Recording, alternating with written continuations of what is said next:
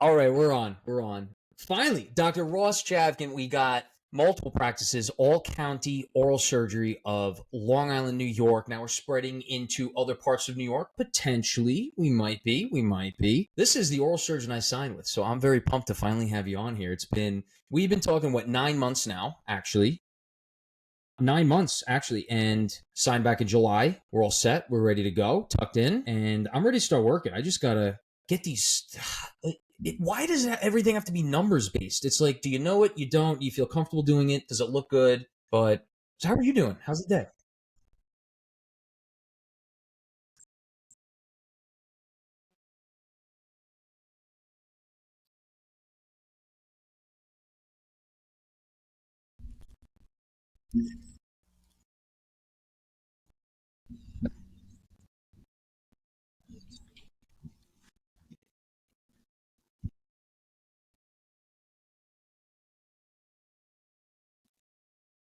Definitely different.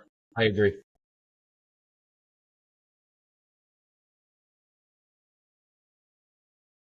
That I was going out to do anything significantly crazy, but I definitely felt very, very trained and very, very confident in what my future career was going to be. So, coming on was a breeze. I walked in here with running. I didn't have any baby steps. I didn't do this. I didn't do that. My old partners were not like, hey, and this isn't a knock on them, but my old partners just said, here's the keys, go to work, and we'll talk every couple of months. You know, um, Definitely a different way of things. I'm a little bit like that. I'm a little hands off with my associates. I don't want them to feel like I'm over their shoulder. If they have questions, obviously, I love to help and I love to give my input. I think that a bunch of my associates will tell you that over the years I've been very helpful to them, but more on like I try to keep it on a level basis. I don't want to be like I'm here, you're here. Right. I Right. joke like I'm a little sarcastic, so I'll joke with them, but they know I'm kidding. At the end of the day, I try to encourage them to be as good as they don't think that they are, if that makes any sense. It makes a lot of Um, sense. Like the other day, we were talking about how, well, first it was Dr. Brittany Ecker, and then now it's Dr. Jordan Ecker had like the most views on Instagram. And you were like, well, when you produce as much as me, then we'll talk. Yeah, but you gotta, it's friendly banter, right? it It's is. locker room talk. We're having a good time. That's what it's all about, right? It is. It is. I actually have a very great relationship with Jordan. You know, he's a very likable guy. We work together once a week, and Which day? I'm with him on Tuesdays. I work with Dr. Andre on Wednesdays, and now I'm working with Dr. Brar on Fridays out in Melville. But the problem is that I'm just so busy that it's like I don't really have the time to sit and chat with them and go go over things much. It's always like, hey, when you get a chance in between one of your patients, can you take a look at this X-ray or can you look at this scan with me? And then like 3 hours go by and I'm like, okay, I'm ready to look at that scan now. And they're like, oh, another time, another time. Well, actually, I've wow, we have a lot of topics to talk about. I hope we have time. And I see that you're still at the I'm office, but no one of rush. the one of the things I wanted to talk about with that is as you have multiple practices, right? And sometimes that distance location wise isn't actually as far as you guys are just also busy, right?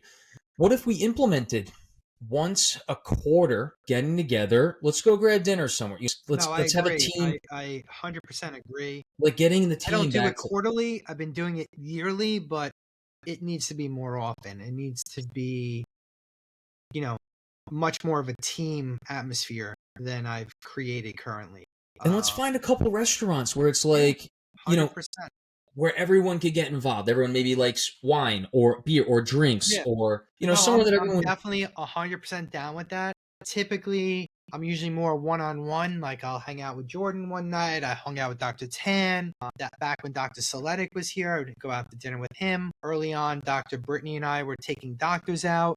You know, that's my. If I were to have the biggest gripe about associates, it's that they do not help you grow your business. They Hmm, help hmm. because they're good. So the reputation will get out there. Oh, I went to All County Oral Surgery. I saw Dr. Ecker. I saw Dr. Brar. I saw, Dr. Andre. But I need doctors who want to help me grow, like help me make it better for all of us. And I'm not talking financially, although the financial aspect comes along with that. Yeah. I'm talking more having personal relationships with the doctors. So I have all my relationship with my doctors, right? Just to clear everything up, when you say doctors, you're talking about the referring dentist. Referring dentist, general dentist, orthodontist, whoever. I have my core of referring doctors, right? It would be nice if the new associates who come in somehow develop a rapport with doctors that aren't mine, right? My doctors, if I'm not available, they're very comfortable letting their patients see somebody else. That's because they trust me to bring in doctors. If I'm going to trust my doctors, then my referring doctors are going to trust my doctors, right? That should be pretty standard. The problem is my offices are very busy, and it's hard for them to step away from the office to go out there and kind of make relationships. I did it. I would do it. I would carve out an hour or so at lunchtime, run out, make sure the doctor is in, just run over there, introduce myself. I did a lot of dinners back in the day. It's important. The doctors want to know where the patients are going. If the referring doctor doesn't know you, and the patient comes, oh, who should I go to? Well, here's a list of oral surgeons. Pick one, right? Yeah. I'd rather the referring doctor be like, oh, Dr. Z at All County Oral Surgery. Great. I had a couple of cases with her. She's amazing. I think you should go over there. But it's amazing when you build that relationship, because once you build that relationship, it's a whole different ballgame with the patients, and it's a team. Right? It's a team. If I'm dealing with Dr. X, who's a long-time referring doctor of mine, and he sends a patient over or she sends a patient over, they know what I'm capable of doing. They know how I work. So they'll tell the patient, oh, go see Dr. Ross. Yeah. He's going to explain everything to you. I'm on board with whatever he says. I love that, right? I love that. But when a patient comes here it's a new doctor, or they found us through an insurance company, you don't have that connection because the patient doesn't really know who you are. If the referring doctor sends the patient, it's the same thing. The patient will have trust in me because their doctor has trust in me. So that, to me, needs to be done. It needs a young oral surgeon needs to develop that relationship. Oh yeah. It shouldn't always just be feeding off of what the office is producing. Absolutely. And that's my biggest gripe about having multiple locations, because I don't have connections in Brooklyn. I don't have connections in Astoria. I worked in New Hyde Park at the beginning. I got it up and running. So there are a core of doctors that send to the office because I did the legwork. Right. And the practice is feeding off of that building that you did early on in the beginning. I completely follow it. Yeah, I had a really good, just last week, I had a big conversation with Dr. O. He's the one he was my reference. He's the big, he's who we're doing all the big implant cases with. And he's given us courses, actually, I've been with him 2 years now, on DTX. You're with the implant planning. He said what he would do, which is what I'm going to do. I'm really excited to do that. Maybe talk with other doctors in all county in the practice, see if they want to do it. But plan these bigger implant cases, make it guided, and then go to the dentist's office and say, are you okay with, can I put the abutment here? Are you okay with this angulation? Do you need this more here? Okay, you want it more palatal? Well, let's do that. And then I'll open up the laptop right there. We go through all 9 yards, get it approved by them if it's that complicated, or just send them a photo, a couple texts, an email. I think that's such a great idea. You build rapport. Maybe you go do it over dinner, over a drink or two, and then you build in that area. But it's exactly what you said. That's a very interesting point, because some of the other doctors in the other locations, it's like, I'm not going to go do that in Brooklyn if I'm working in Melville next year. And they're not going to come down to Melville if they're working in Brooklyn next year, Flushing. But I think, we got to utilize social media connections. And I got a couple of ideas with that. I think it's going to be a really good time. I got to be honest, that's my excitement with you. We have a lot of things in the works. Your social media presence, your understanding of social media, your desire to grow through social media. We need it. We know it works. I gotta be honest, no one's using it. No, not to its fullest effect. I agree. Exactly. And guess what? It's like, how can I put this? How can I put this into perspective? Cars. You're going to work, you have one kind of car. You're going to the beach out in the Hamptons, you got another type of car. You're going down to Miami, Florida, you got another type of car or boat, right? It's the same thing with social media. You want to put up a nice post of a case that you did with a lot of bone reduction, whatever it may be. You're not putting that, everyone wants to put that on Instagram. No one knows what the hell they're looking at on Instagram with that. You put that on LinkedIn and you'll get a lot of comments. People start talking about, oh, this is insightful. What'd you do for this one? So it's learning the social media networks. It's connecting with people. What I'm doing now is I'll put out a question of the day on the podcast and I'll say, whoever answer this question first on LinkedIn, whoever answered this question first, I'm going to shout you out on the podcast. Let's do this. And then I just got some girl last night. She was like, hey, can you also mention my Instagram page too? And now I'm a funnel for them, but we're building a connection. She's in Virginia. Like it's might not be a referral base, but it's a friendly network. She might have a friend in New York, and it's an educational basis. But this is going to be really good. Another thing I wanted, just to change topics really quick. Did you get to talk to Jason anymore? We had a really good couple conversations hanging out every day at Amos down in Orlando. I know you took the next step, but he had a great idea about having an anesthesia, kind of like a rounds, like whenever Kings County had rounds, we have it on Monday morning. He was thinking, let's do like a quarterly or a monthly get together, whatever it is, right? But let's go over anesthesia. Like this happened with this. How do we prevent this from happening again? Have you checked all the emergency meds in your office? When was the last time you guys did that? They're a month expired. Well, we got to renew that. And, a lot of the bigger litigation cases are nerves, but more commonly are under sedations, right? And I thought he hit the nail on the head where it's like, as a practice, we should really try and mitigate those things by anticipating ahead and going over whatever. I don't mean to talk your ear off about it, but I was very impressed with what he can bring to the table. Well, that's the one good thing about Auerbach. He's filled with great ideas, right? That too. He's definitely. I meant Jason Chen. I thought you knew I meant Jason Chen. All right, well. It's a good thing you remind me. I got to get on his contract. I've been very sidetracked. Dr. Chapman, it's been a month. Have you talked to him It's sitting in my folder. I have to review it from the attorney. There's some red lines I have to just review and then get it out. So I'm going to do that tonight, actually, if you don't keep me on. I hate to put more work on your plate. I'm sorry about that. Good work, though. It's good work. Good work. There's bad work. There's good work. And I just got, did that resume? I don't want to mention that name, but the other person that I didn't get a chance to look at my emails. Okay. Because he is, I really don't want to get into details because that could throw me under the bus, him under the bus. I want to protect that. But yeah, we'll figure that out. Great reference to have. Spanish and Espanol, like, excellent. Yeah, that's important. It's 2024. What about Chinese? What's that? What about Chinese? That's important now, too. It is, especially for the Flushing. Flushing, Astoria, even Jericho, we have a significant Asian population of patients. Really? Well, I mean, that part of the department we could get two. Yeah, we'll find it. Absolutely. No, that's good. So, yeah, we're making moves. It's good work. Like you said, you get busy, but awesome. So one thing I wanted to touch on, we're really into the podcast now. We're 15, 16 minutes in. One thing I really want to touch base on, coming back to the beginning, because I want people that are listening to the podcast to understand where you came from, right? You went to Buffalo Dental School. You went to Kings County Oral Surgery, but there was a point in time, you did the GPR year, and then you did the 1 year that's like the non-categorical they mention now. Yeah. But even bigger than that, in that time, you had purchased a practice. You were working, doing general. Yeah, but that is a huge testament. I can't tell you any other people out there in today's day and age that are in a residency program and also owning a practice. I want to know more about that. I know we talked about it in the past, but for listeners, that is incredibly impressive. It was craziness, to be honest with you. I've always had this desire to be business and medical. Right? Or business dental, whatever you want to say. Yeah. I look at deals that come my way, and if they excite me, I jump on it. If it doesn't excite me right off the bat, then I'm like, I'm not gonna push it.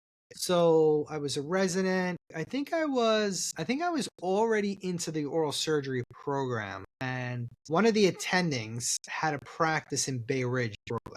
And I heard her over saying, hey, is anybody looking to buy a practice? Blah, blah, blah. I said, practice? Where do you practice? And she told me she practices in Bay Ridge. And back in the day, Bay Ridge was like a hot spot, and I was like, we talked. I tried to draw in an attending, and at the beginning he wasn't interested. So I took the leap on my own.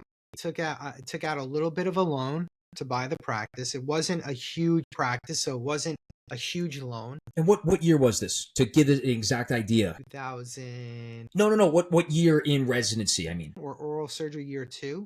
got it. So I was a early on in oral I was surgery like a residency. PGY 4 by that point. PGY 4 at that point, but Yeah. oral surgery year 1 or 2. So 1 or just 2. to set the scene, I mean, people gotta understand this. You're literally on call every 3 to 5 days. You're not getting the next day off at this We time. were on call every other night. That's the way it was back in the day. Every So other we night. would do a 36-hour rotation. Then we would have the next day off, and then you're back and you're on another 36-hour rotation. And then you're smart ass. You're like, yeah, I'm gonna buy practice. Yeah, why not? Let's do I it. love it. I Let's love do that. it. So I was going there. I was intending to hire a dentist. Like I originally said, I wanted one of my attendings. I offered him, let's go in as partners. And at the time, he was like, "Nah, I'm good where I am. I'm good where I am." Literally on the day of closing, he's like, "Did you buy that practice yet?" I said, "I'm closing tonight." He's like, "Oh." He's like, "All right, we'll talk after you close." So we ended up being partners right when I started, basically, maybe 2 months into it. Do you think you could He have moved done his it? practice into mine. Yeah. But at the beginning, I was doing like cleanings and fillings as an oral surgery resident. But you were telling me, right? This was Saturdays or what? Yeah, Saturdays, night times when I wasn't at the hospital. So I was doing that, and I was also moonlighting every Saturday in Long Island, seeing like 20, 30 patients. They literally would line them up. They had like 6 or 7 rooms. We would line up the rooms. No sedation, all local. Oh, local, yeah. Would num num num num num, pull, repeat, num num num num, pull, and it was crazy. But at the end of the day, I was walking out there with thousands of dollars, and to me, I was like, "Wow, loaded." I'd be sleeping in my car because I would go straight from residency, and the woman that ran the office would knock on my window because I would pass out. I'd get to the parking lot. I'd sleep in my car for about an hour, hour and a half till the office opened. She would knock on the door. She's like, "Okay, Dr. Chavkin, we're ready." I'm like, "Okay." It was a crazy time. It definitely was like a crazy doing it with time. one eye open. One eye open. And then when I bought the practice, the attendings were like all annoyed. Who is this guy opening a practice while he's a resident? Blah, blah, blah. And the one thing I had a leg up was, my thing was, it's okay for me to moonlight for the chairman of the department because he wanted me working in his office. So I was moonlighting for him while I was a GPR. So that was okay. But when I wanted to moonlight for myself, all of a sudden, everything broke loose. So that was my safety. I'm like, that "Listen, was I your worked safe. for Yeah, you. You can't tell me I can't go work. I was working for you." that's so So important. they had That's to let smart it too. go, Using that as leverage, Yeah. 100%. Yeah. So Dr. Auerbach, Jason Auerbach, Bloody Tooth guy, he was in your residency program at the same time. Did he know that you were doing this? He was doing it too. Me and Auerbach were one of the few moonlighters. Jesus. And then so you were going on Saturdays was the other practice, but what about your practice that you had bought when you said evenings? A couple of nights a week, I'd go in for an hour or two. I remember when I put my first implant in private practice, I called my mom. I'm like, "Ma, I just made $1,500 on one patient, and it's all mine." She's like, "Oh, I'm so proud of you. My Rossi. He was such a good kid." But listen, it's amazing to watch the growth. It's like planting a tree. Like I planted a row of trees in my backyard when I first bought this house. And every couple of months I'll be in the kitchen, I look out the window, I'm like, "Wow, those things from what I grew, how I grew those things." It's just an amazing feeling sometimes watching things that you cultivate grow. And that's kind of like where I'm talking about with the associates. Like you have to have that feeling where, if you're going to stay here, don't you want to cultivate some of your own referring doctors where it's not like, they're Chavkins, but he's not here today, Yeah. or, "Yeah, well, we got him out of the insurance." We take a lot of insurance at all counts. So that's what keeps us really busy because I feel like in Long Island, especially, there's not a lot of oral surgeons that take insurances. I feel like a lot of them just take a handful and that's it, and I feel like it's not reality anymore. Us being participating providers, our patients come in and know exactly what their coverages are, what this is, what that is. I just don't know how they would go out in network to a doctor that doesn't take their insurance. When they have others that do. Yeah. Yeah. Yeah. Yeah. I never understood that. I personally would always try to stay to an in-network provider, right? Yeah. They could, unless it's like something, I needed brain surgery or something crazy where I just wanted the top guy or woman. And no, that's a great point. and I would probably spend out of pocket. But on a whole, for routine stuff, wouldn't go out of network. Like I had some wrist surgery almost a year ago already. I found a doctor in network. A lot of doctors today are in network. If in medicine, almost everyone's in network. It's very rare you find a doctor that's not in network with the major insurance companies. Right. Sometimes they jerk you around a little bit with the hospitals may not cover you or this or that. But, at the end of the day, most medical doctors take insurance. I feel like oral surgery is more of a medical profession than a dental profession. Really? You think so? We're like ENT doctors, like I have a toothache, I'm going to go to an oral surgeon. I have a sinus problem, I'm going to an ENT. How are you getting to an ENT? Well, most patients are going to either ask their medical doctor for a referral, or they're going to look in their insurance. I feel like it's the same thing when a patient needs a tooth out. They're going to ask their dentist, or they're going to look in their book, in their insurance plan. General dentists might be a little different where you're seeing them on a repetitive basis. That becomes like part of the family. Yeah. Oral surgeons, unless, you've been practicing long enough, you may see the patient once. Yeah. Maybe they come in for their wisdom teeth and you may never see them again. Your hope is you treat them well. The general dentist is happy with you. They tell you about the great experience that they had as a patient. And then hopefully the general dentist feeds off of that. But to me, I feel like it's more really like a medical profession. It is. I see what you're saying. I mean, we're consultants, right? We're not primary providers, and we're specialists. Specialists. We're deep into specialties. I mean, we are the bridge between medicine and dentistry. No other specialty or part of either one bridges like we do. No other dental specialty, GPR, some pediatrics get close to it in the hospital, but no one's actually rotating for 6 months on anesthesia. No one's actually doing bariatric surgery, ENT, hand plastics. Anyway, but it's curious to see, and I had this conversation with Dr. Auerbach a while back, because at All County, we're taking all the insurances. But, the insurances, they haven't increased reimbursement in, what has it been? In some of them, it's like 20 years, no? Yeah, we're actually working on that currently. I hired somebody recently who is going to be working with the PPO plans, and basically explain to them, listen, we're a big player here. We take 6 locations. We're in a bunch of different, here we're in different counties, we're different, boroughs in the city area. So all over Long Island. All over Long Island, Queens, Brooklyn, and hopefully we'll be breaking into the city. Like that's my next goal. Oh yeah, city and eastward. We need to take all over Long Island, and then that's the leverage. My biggest gripe with out east is getting doctors to want to work out there. Oh, we will. We will. It might be me. Who knows? Yeah. Oh, we will. We got to get out there. It's the Wild West out there out east. Yeah. It's an untapped resource to be completely honest with you. I mean, I'm going to be driving from all out the way there to Melville from the Hamptons. The Hamptons. Or, I know. Or deep South Shore, Long Island, or North Shore out east. They come up here. And it's a great location. You come right off either highway, the Northern State, the LIE.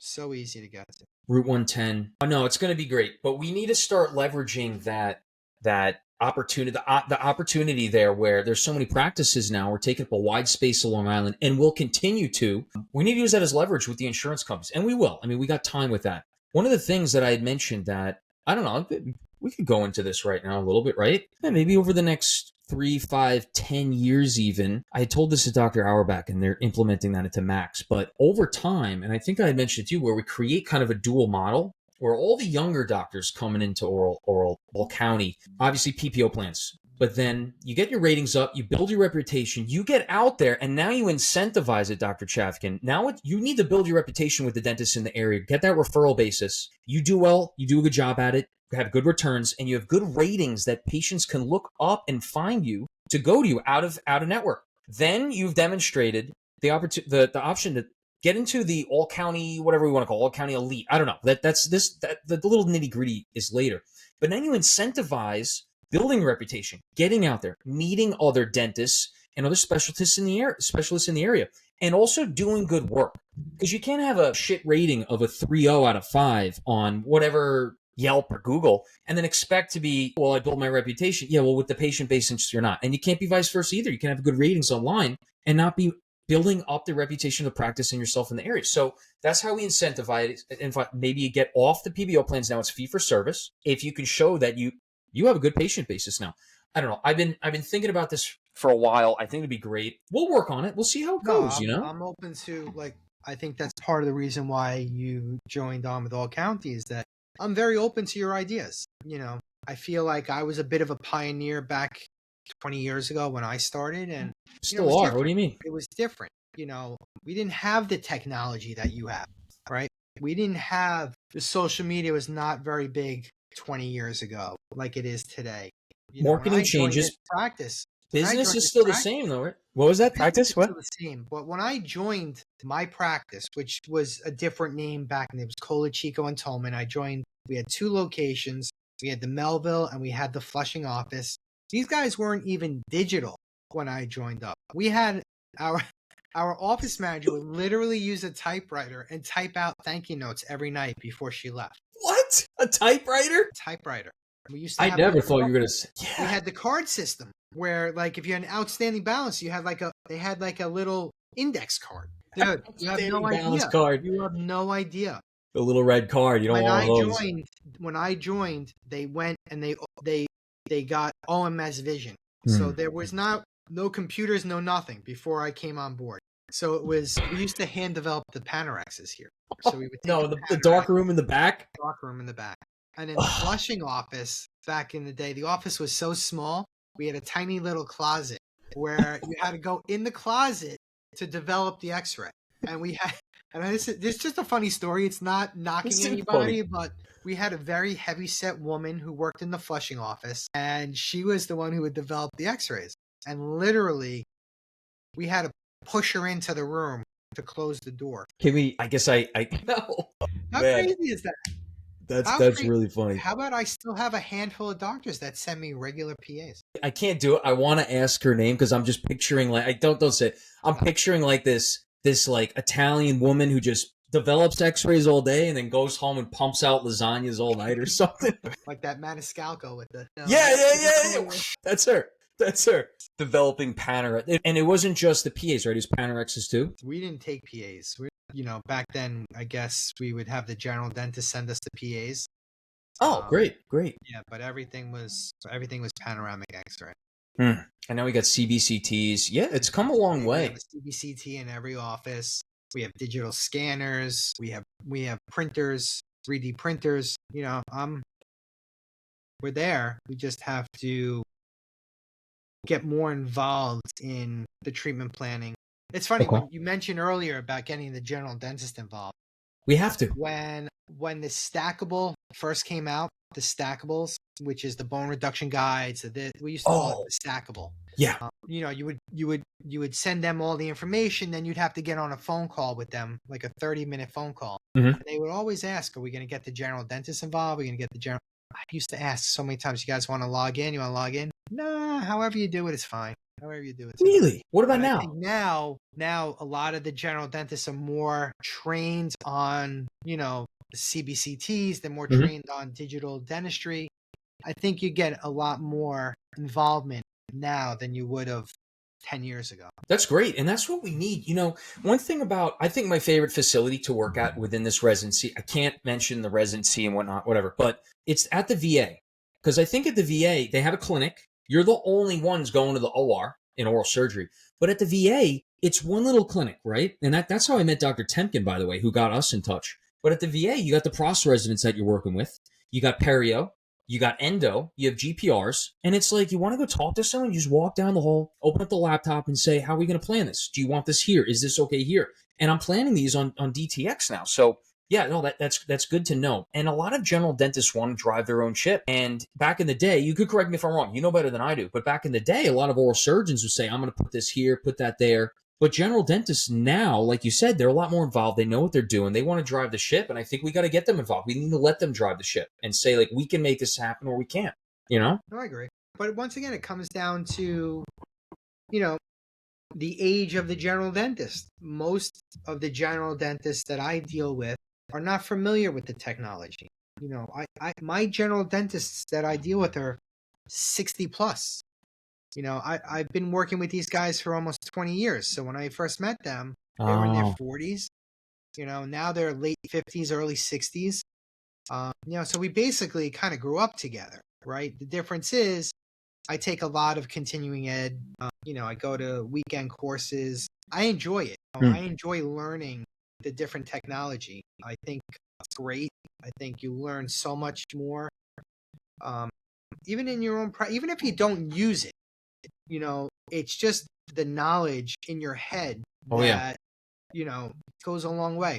There was a period of time I was watching Instagram on a regular basis, following a couple of guys that would do a lot of perio work, and tissue grafting, bone grafting. I picked up so many techniques just by watching these guys On Instagram, on YouTube, Instagram. maybe a little bit too. YouTube, Instagram, Yeah.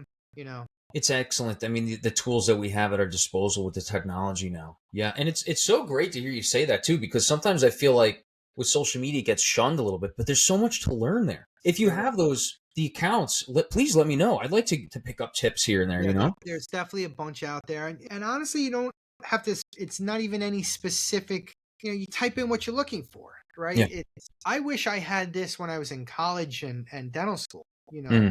I love watching. I love I'm a very visual guy. I love to watch something be done, and I can feed off of that. Someone really needs to show me how to do something once or twice, and I'm done. I'm in.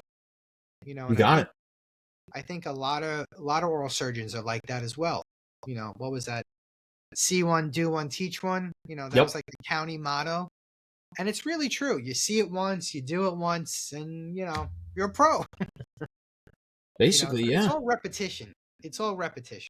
Exactly. It really is all reputation. So I also another not a side note, but just one step back. You were saying how a lot of the general dentists you're working with are maybe up to 20 years above you in age. Because when you start in these practice areas, you were getting to know the dentists that were in those areas. Dr. O was telling me another thing on the conversation last week, where a lot of the referring doctors that you meet are like 15 to 20 years above, and then maybe 10 to 15 below. Is that the same thing? So having a young doctor coming in to follow you, I'm just trying to think ahead Picking up the next year. slack. That's the age Not gap. slack though, No, but it's not just slack. The age gap. They're picking up the age gap. Yeah, the age gap. That's right. That's a better word for it. So Yeah. that's I what don't it will really be. work with a lot of dentists younger than Why is that? What do you think? I'm so curious about that. I think in the neighborhoods that we're in, it's not like an influx of new dentists. I Really? think dentistry in New York is not on an uptick. I think it's on a downtick. Well, a lot of them are working corporate too. A lot of general dentists are corporate, and Younger that's everything. doctors are Dental going to 360, corporate, and they're keeping 65. They're everything keeping it in-house. in house. Yep. Huh. That's an interesting one. Also, I'm going younger. to be honest with you. We do see a lot of patients from the DSOs or the big network practices because, one, they don't have an oral surgeon every day. Two, because let's say they saw a general dentist in Syosset, but they're all surgeons down in Rockville Center today. They don't want to go to Rockville. I So see. we're there, right? We have enough locations where we're closer. And if you Google us, we have a great review online. It all goes back to what you said a little earlier as far as reputation goes. That's Google online reputations is very important today's day. And we need to incentivize that reputation, right? People just don't come out. They want to do a 9 to 5. Most people, they're tired from residency, oral surgery, general. That doesn't matter. They want to do a 9 to 5. Come in, collect their paychecks, see their patients, treat the patients. That's another thing I'm hearing. This is a side note, but I keep everyone lead. It's like 1 out of 3 people on LinkedIn or social media. They're like, "Hey, Dr. Gallagher, let me get a call on you. I want to see how I can maximize your this or that and make sure you can just focus on treating patients." I'm like, there's a lot more out there in this world. I think I could do more than just treating patients. I got plenty of attention, I don't know, everywhere you go. At Amos, every company's telling you, hey, let's do the books for you so you can focus on treating your patients. Like surgeons back in the day used to be able to do everything. Why has it been minimized to just doing surgery? There's a lot in surgery, but life's a lot more than that. I don't know. It's like we're letting people in to handle the market. We're letting people in to handle the business. We're letting people like the call center when you're not there on the weekends. Everyone's trying to pick up another puzzle piece of your practice. It's funny. I got a phone call. I got a phone call while I was away last week from a practice broker, right? Yeah. Yeah. So I took the call. I've been fielding a lot of these calls just to hear what people have to say and get knowledge, right? Great. That's the best thing. So Yeah. I had one guy call me this week, and he was like, "Well, you really should be considering selling soon because you're 50 years old, you're 51 years old. You're not going to be very marketable in another 4 or 5 years." I said, In what "Okay." world? On what terms? Right. I go, "If that's your sales pitch, you just lost me." We're growing, baby. I All told the gas, guy, no brakes. Come I on. told the guy right off the bat, "Listen, buddy, I'll take your call. Just I'm here to listen to what you have to say, but I have no interest in selling my practice anytime soon." It's like, "All And right, just hear me out. Hear me out." I They like to throw numbers your way, right? yep. They like to throw numbers, and Mm-hmm. I think once they start getting all your financials and your collections and your this and your that, and they start analyzing and picking you apart.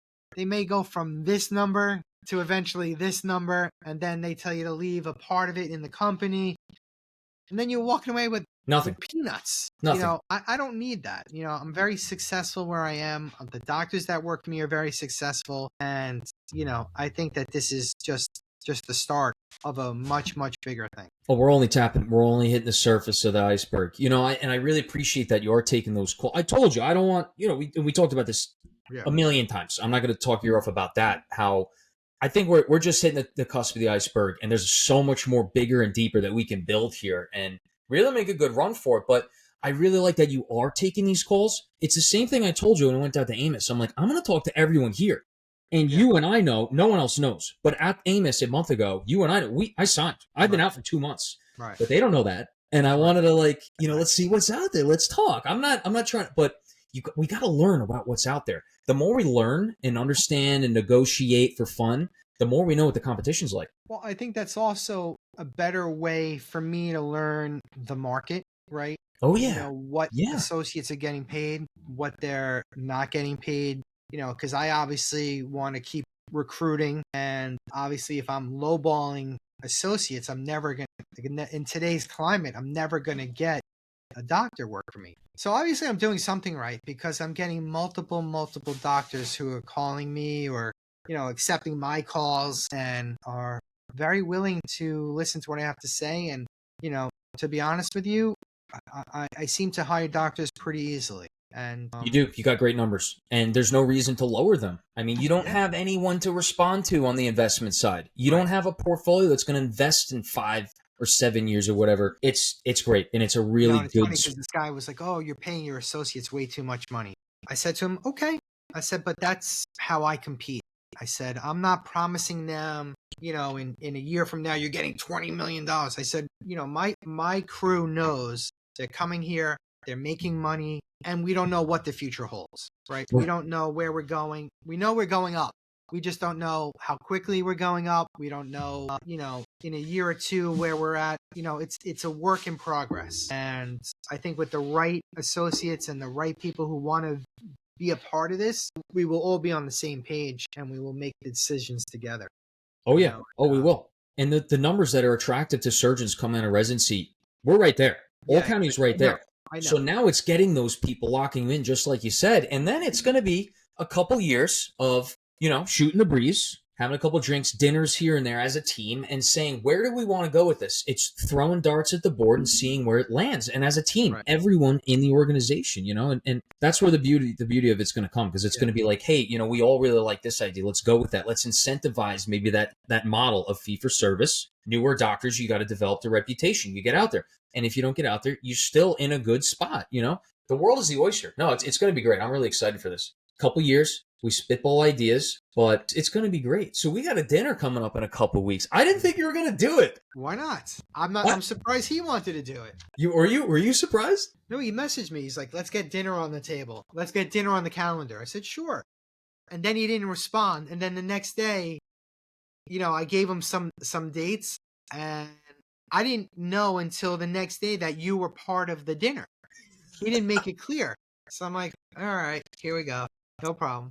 You didn't listen to the podcast. I'm down. I'm down for always hanging out. I love Auerbach. I think he's, not to blow his head up any bigger than it already is, but I think he's a great guy. I always thought he was a great guy. He's very personable, funny as shit, and I just like his demeanor. He's just like, I don't know. I like both of you guys. I've been very fortunate. He's very special. Let's just put it that way. He's very special in his own way, and I'm sure I'm very special in my way. So, So you didn't listen to that podcast? Come on, man. We talked about you for a little bit. Like 15 minutes. It was towards the end. That's why you didn't hear. You were in that podcast for like 15 minutes. We talked about you. We were talking about. Yeah.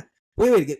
Are you? I can't hear you. Yeah. Okay, that's better. When you moved it back, I don't know. It's like out of the range of the. Yeah. That's perfect. That's perfect. But no, this is going to be cool. This is the 24th, I believe, right? 24th. Where are we going? It's up to you guys. I obviously. Auerbach, if you listen, get us somewhere fancy. Actually, he said he was. What did he say? He did say. Oh, wait a minute. We should go to Flyfish Club. Are you familiar with this Flyfish Club? I just heard about it the other day.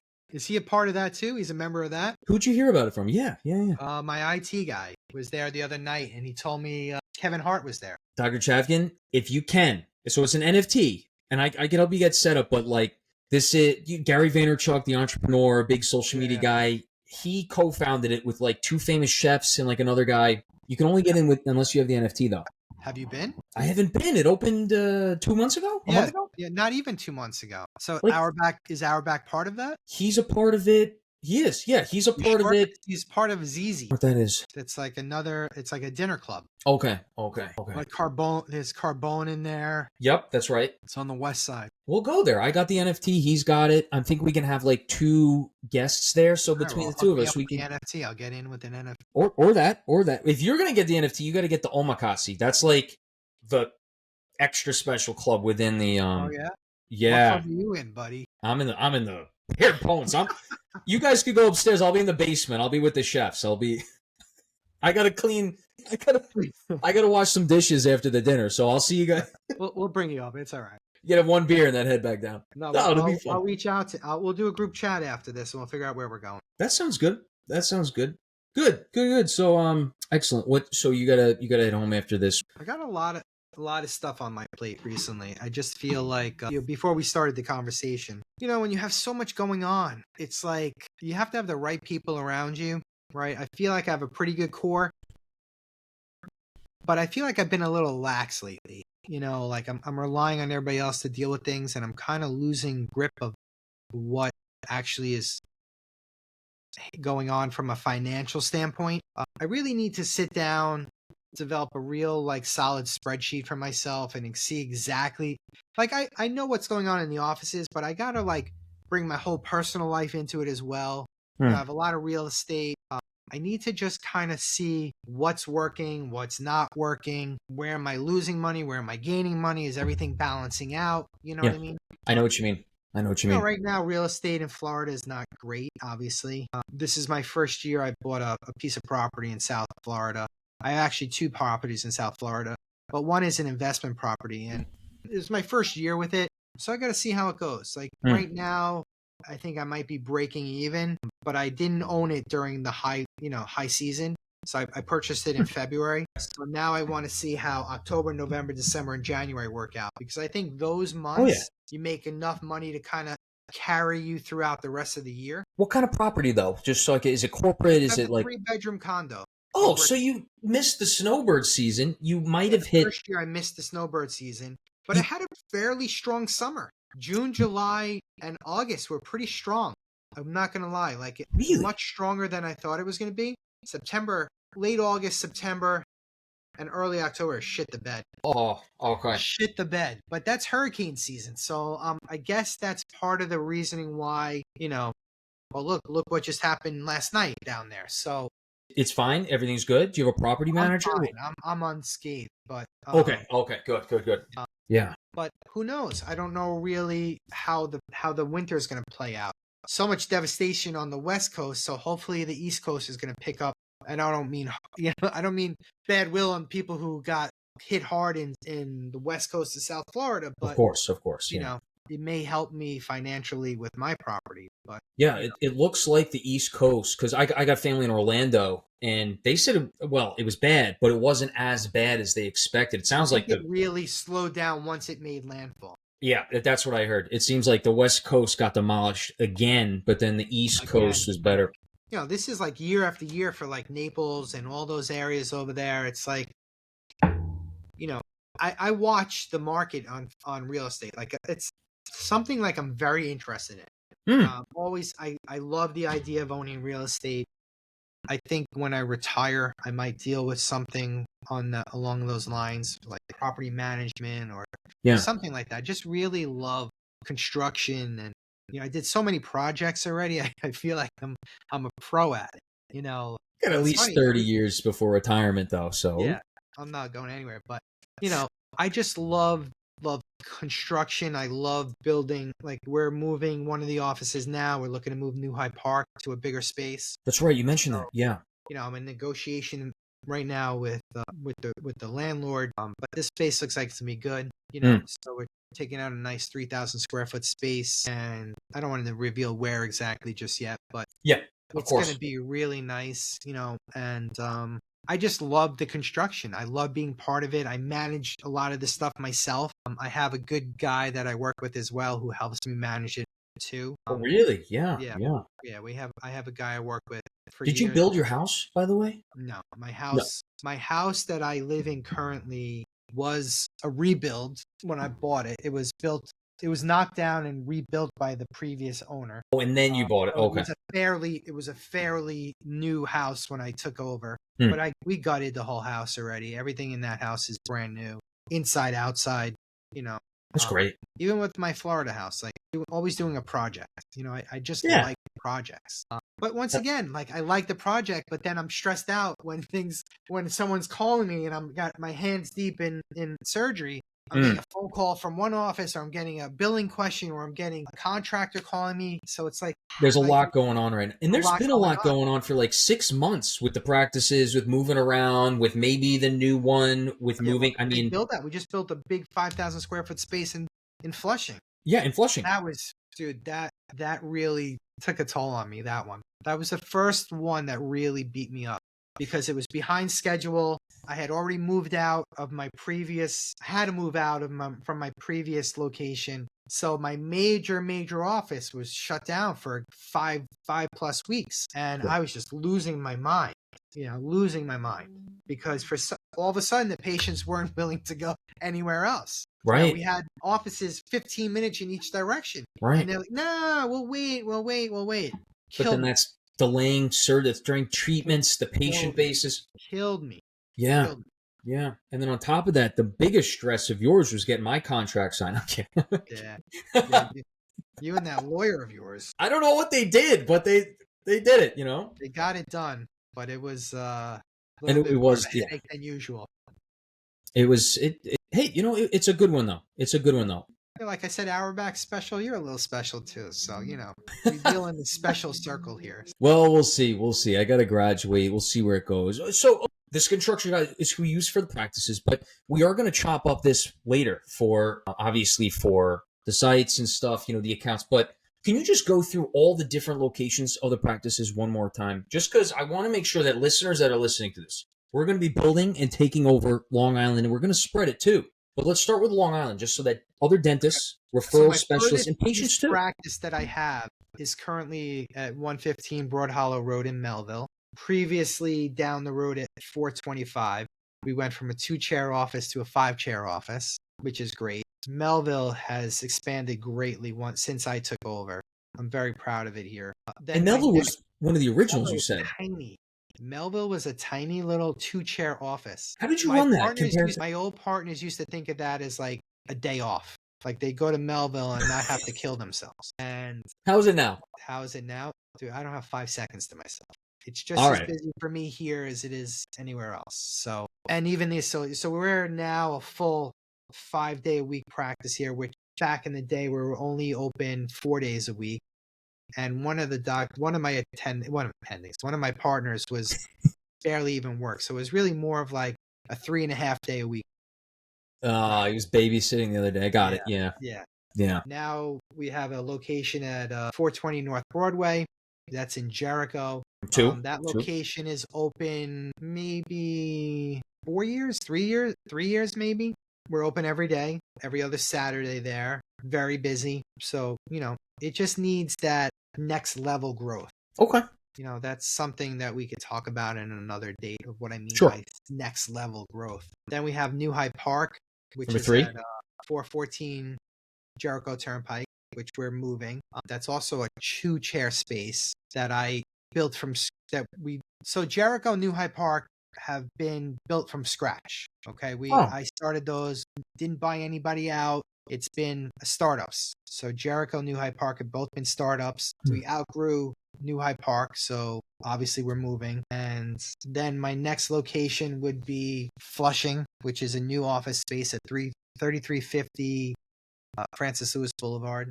That's Number my 4 biggest now. office. That's number 4. That's my biggest location, which has 5,000 square feet, 8-chair operatory, conference room, 8-chair operatory. So that office by next summer will have 3 full doctors working there every day. That office really pumps it out. Which doctors? Who are we going to have there next year? 3. Well, I'm there part-time. The Eckers will be there. Dr. Amanda will be there.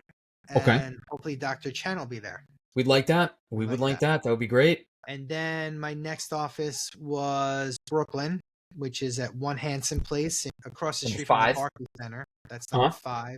We bought that practice over from a dentist's office that was using it as like a part-time office. We're open full-time. Some days we're open with 2 doctors working. So we took that we doubled that practice in 3 years. Easily doubled that practice in 3 years. Wow. Just by being there. You can't really own an oral surgery office and be a part-time practice. You have to be there.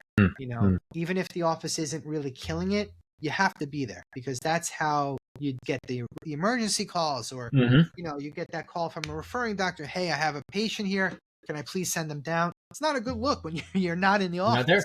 Yeah. And Brooklyn is not close enough where I can send patients to another office. However, a lot of patients do come to the other offices just they want to get in sooner. Yeah. Or they want the specific doctor and maybe his or her schedule is a little filled up. So they may come to another office to see them. But on a whole, Brooklyn is kind of out of the circle. Then my last office is in Astoria. Don't ask me the exact address because I couldn't tell you. Number 6. Number 6. Yep. That's my newest office. We've been there a year and a half. That was an existing office. However, the doctor was never there. Absentee doctor. When he was there, he was seeing like 3 patients. Didn't want to work any harder than that. So we're there now 3 or 4 days a week. And we're doing very well. Very, very happy with the growth. Don't forget, a lot of these offices I consider Astoria a startup. Okay. Astoria was a startup. Jericho was a startup. New Hyde Park was a startup. So that's 3 offices in the last 3 or 4 years that we took from 0 to where they are today. Got it. The startup in your term is like going from 0 rather than buying something that was present. That's kind of like my... Yeah. I like to either take over a practice that is dying so I don't have to do a build out. Because a build out alone on let's just say a 3-4 chair operatory office you're looking at a minimum of $300,000-$400,000. Right. By the time you get the equipment, you do the plumbing, the architect, the this and that, you're close to $500,000. At least. So what I've been doing is trying to find offices that either were built out medical space already, was a previous dentist that had the plumbing, preferably, or an oral surgeon that just didn't know how to bring in associates or, have a proper exit strategy for themselves. Or unfortunately, sometimes it's even a medical condition, or mental condition, however. A lot of those going around now, right? A lot of those going around. But, that's where we're at today. So 6 locations. I definitely want to be in the city. So I'm working on something now. If it doesn't seem to pan out, we're going to just do a startup. That would be fun. That'd be great. Picked out. So, that's where we're at. I got a couple people we got to talk to next year, but one is a multi-practice consultant that really looks like in the billing behind the books. I actually did a podcast with her recently. That's one person. And then the IT guy. Exactly? What was that? What does she do exactly? you say she looks at the books, what does that mean? She looks at the book. She looks at the flow of the workspace. She looks at ways to optimize the patient experience, essentially. So she wants to make sure it's feng shui. A lot of feng shui. A lot of feng shui. She's a feng shui specialist. Okay. Hey, but it's good. It's good. It's actually super important. And then you got to make sure people pay on the way out. You know what I mean? You don't want them to be what they do when they come in and they kind of wave around it looks like a cigar, but what are they burning? Incense or something? I don't know. It's like an incense, but I forgot what exactly it is that they're. I don't know. I'll have to get. Oh wait, the IT guy you talked to, that wasn't Paul Vigaria, was it? No, okay, because that's another guy we gotta. The one thing. Listen, I've reached out to that company a few times. He's just a figurehead. In my eyes, he's just a figurehead. Huh. He doesn't get involved. The last time I reached out to them, I reached out to him directly, and he's like, "Oh, you got to call the office." Interesting. Huh. Yeah. So, listen, he's another social media guy. It's all about social media. I don't know. He goes to football games with Dr. Auerbach, so we'll get him. We're gonna get him in the. We'll bust each other's ball. No, we're having a good time. No, we'll get him. We'll see what happens. He's big into a new helicopter gig that he's doing. Oh. I don't know. Talking Auerbach or Paul? Paul, yeah, and but that's important. That's like a piece on the chessboard. That helicopter. He's looking to take helicopter license? Is that what you mean? Or what if he was to be flying doctors around in helicopters? It's so funny you say that because I've inquired already. I've inquired already about getting my flying license. For a helicopter? No, plane. For planes. So that you could fly yourself to and from Florida? I mean, that's pretty awesome. That would be pretty cool. Right? I wouldn't trust you, but... No. Me neither. Hopefully the planes work better than my boats do. What's going on? Oh, no. The boat's not doing so hot? Nah. No. Boats are so hit or miss. They are. Ridiculous. Well, we'll work on that. So let's go through just some of the veterans in the practice, because I know Dr. Brandon Brar came over from Lycom's, if I'm not mistaken, and then Dr. Amanda Andre. I had a call with her, 2 weeks ago now? I asked Brar on Sunday or Monday if he can get on a call in a week. He was busy, I guess, but Dr. Andre... What's up? He didn't answer you? No, not this week. I'm sure he just got... It was on... I think it was Sunday. So he always answers, though. It was just... Probably got caught in the middle. I'll touch base. What we'll do is we'll set up a time when he's in this office. This way he can use all the technology we have going on here. That'd be great. Yeah. Oh, yeah. You got a lot of boxes in the back. What's going on back there? Implant stuff. And I bought myself this new, calendar, like a digital camera thing. Digital calendar. Can I see this? Huh? Can I see it? Or just can you pick it up, or it's on the... It's on here. Let me go like that. Right now it's pictures of that's my daughter. Oh, that... Okay. So, yeah, you can't pick that up. Got it. But Got then it. you click on it, and it's your calendar. Oh, wait, what? That was your daughter? Yeah, that was her at her dance. She was clowning around. Giving the finger. All right. That wasn't the finger. It's she had the peace sign up. Oh, okay. That's great. Yeah, so I'll set up a call with him, hopefully next week. I think he said next week would work. That would be great. This is the new webcam you got, right? Yeah, new webcam. I got my trusty microphone over here. Can you move that closer? Yo, 1, 2. What's happening? Oh, this is great. This is great. I'm excited to get back out there. We'll get some work done. You can make fun of me. I'll have a suck. I think we're gonna be a great team. We are. I'm gonna get that Cybertruck. You make fun of me for it. You really want that? I do. It's bulletproof. Are you kidding me? It's not bulletproof, number one. It's not the glass, but the sides are bulletproof. So this is a question I had for you. So you said you're really into real estate, right? Yeah.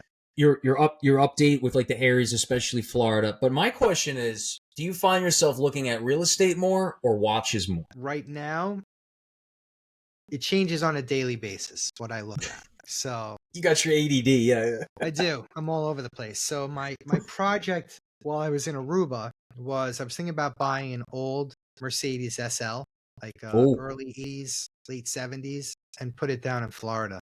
That would be pretty sweet. Yeah, but my girlfriend nixed that one. She thought it was ugly. She doesn't have to ride in it. She's like, "You're just a kid. You're like a big kid. You need all your toys." I'm a big kid. At the end of the day, I'm a big kid. I love the toys. What do they want, though? That's the craziest thing, because some of these girls, these women out there, they're like, don't you want a kid? He's so easy to manage us, right? Like a new watch, we'll be distracted for weeks. A new car. months. Like, I'm what so do you want? annoyed. I was in Aruba last week, and they wouldn't sell me a watch. Yeah, very weird down there. What were you looking at? I was gonna do a flip, and maybe I was looking at a Starbucks, Mm, permit, whatever the hell they you wanted call to it. flip it. No, they don't. Did you tell them you were going to flip it? They don't No, allow that.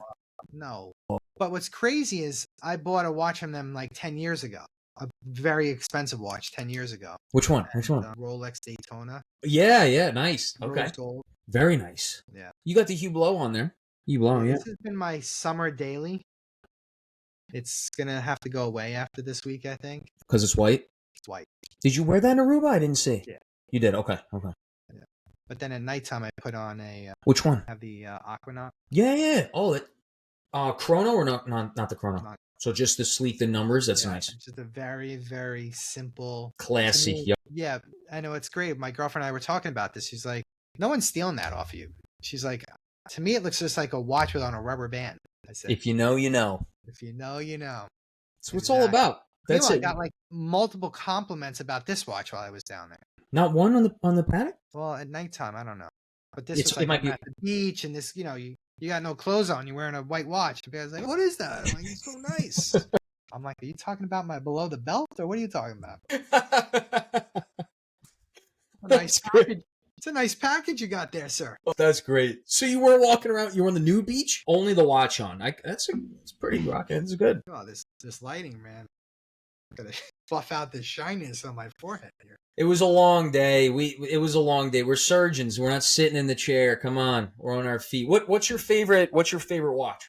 Number one. I have right now, or that I would want to get right now that you have. What's been your go-to? So this is your summer go-to. I get it. I'm very seasonal too. I also have different things. So I wear this in the summer. I have a royal blue boutique AP that I wear in the wintertime, also on a rubber strap. But that's right, the blue one. My favorite watch, I think, is my Blueface Sky Dweller. I haven't seen you wear that. Pull it out. You have a Sky watches Dweller? are in like pristine condition. Well, I mean, all your watches. I saw your AP. You look beautiful. Yeah. But I keep them pristine, and I the Sky freak Dweller out when I get a scratch on it. So your Sky Dweller is that's like for the special occasion. That's for the. No, that's just like, yeah, maybe, or just like a nice Saturday night out. But I have a couple of gold watches that would be for like super special occasions. What are those? What do you? I have the rose gold, the Daytona. Okay. I have a rose gold presidential. I have the yellow Blueface, yellow gold with a Blueface Submariner. Nice. Okay. I know that one. That one could be a little much. I know that one. Yeah. I'm a little much sometimes. So. I like yellow gold. I don't know what it is, but I like yellow gold. I know it's not that popular anymore, but I like it. That ebbs and flows. It goes, it comes. Yeah. Rose gold was really in like the last 5-10 years. It'll go away. It'll come back. Yeah. What's kind of your the coolest watch I have is that titanium Rolex. I think you showed me that one. I haven't seen that. I'll have to pull that. I'll bring that when we go out to dinner. Let's do that. Yeah. You would think it's fake. It weighs like nothing. It weighs like nothing. It's light. It's one of those light ones. And what is it? What kind? It's a titanium. I think it's a titanium. I forgot which model it is, but it's the only titanium watch that they make. I must have seen this somewhere. You had to.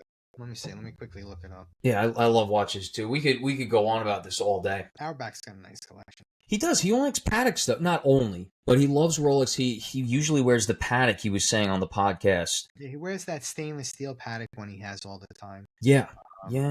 But you're more of you wear the AP winter. You blow summer. You only have the one. You have two. I thought you have two Pateks. Yeah. I have seen this. It's got a matte finish. Right, the matte. Matte finish with a gray bezel. I have seen that. That's a pretty one. That's the Yacht Matte. It's a Yacht Master. So it's light. I think what I would like to get would be another Patek, but with all the movements on it, like a perpetual calendar. Perpetual calendar. But I love it. Sport one, not the dressy one. Which one are you thinking for the sport with the moon face too? That one? Yeah, but it's a metal band, right? You can get perpetual calendars with Patek that are on a leather strap with a cylindrical face. I like that Patek with the rectangular faces, like Auerbach has. Yeah. But I want one with all of the movements on there. Oh, like the multiple subdials? Yep. Yep. Oh, where one is like the month, one is the day of the week. All those movements. Okay. Yeah. Okay.